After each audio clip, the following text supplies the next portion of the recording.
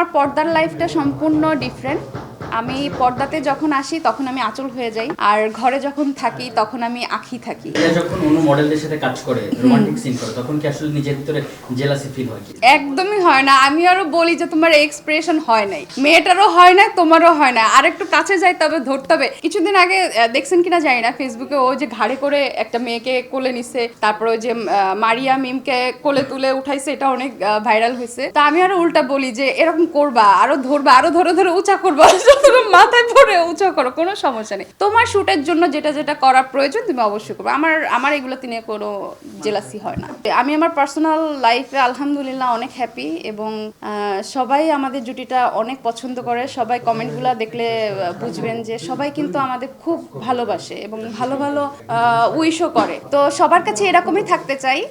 সংসার জীবনটা আমি খুব মজা করি, ঘরে যতক্ষণ থাকি দুষ্টুমি খুনসুটি আমাদের চলতেই থাকে। আর আমার পর্দার লাইফটা সম্পূর্ণ ডিফারেন্ট। আমি পর্দাতে যখন আসি তখন আমি আঁচল হয়ে যাই, আর ঘরে যখন থাকি তখন আমি আঁখি থাকি। আমার রিয়েল নাম আপনারা সবাই জানেন, আঁখি।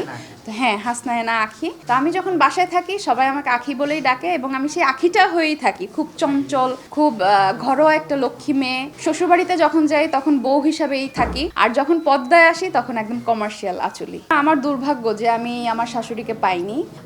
আমার বিয়েটা সম্পূর্ণ করোনার ভিতর হয়েছিল। আমার বিয়ের ঠিক 2 মাস পরে আমার শাশুড়ি করোনাতে মারা গিয়েছিল। সো আমি আমার শাশুড়ির ভালোবাসা খুব একটা দিন পাইনি। খুব কম টাইমে, হাইয়েস্ট হয়তো বা 2 সপ্তাহের মতো আমি শাশুড়িকে কাছে পেয়েছি। এটা আমার ব্যাড লাগ।